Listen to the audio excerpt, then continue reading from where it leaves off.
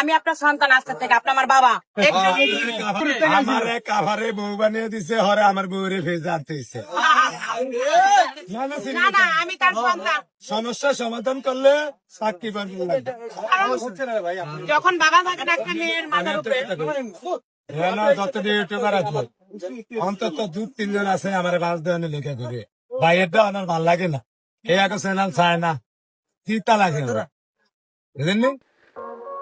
এতদিন ছিল বোন, তারপরে হইল বউ, এখন দেখি মাইয়া আবার বাবা ডাকে।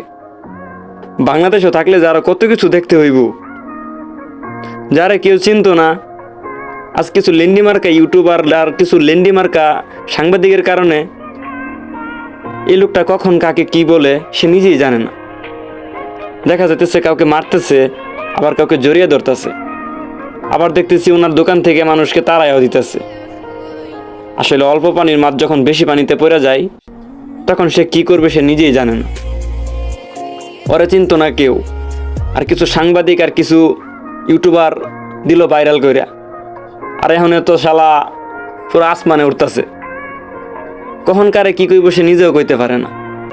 আসলে মূলত এই মিজান নামের হোটেল ব্যবসায়ীটার দোষ নাই, দোষ হইছে আমাদের মতো কিছু পাবলিক আছে যারা ওনার দোকানে খাইতে যায়, ওনারা নিয়ে ভিডিও করে, ওরাই হইছে সব থেকে বড় পাগল।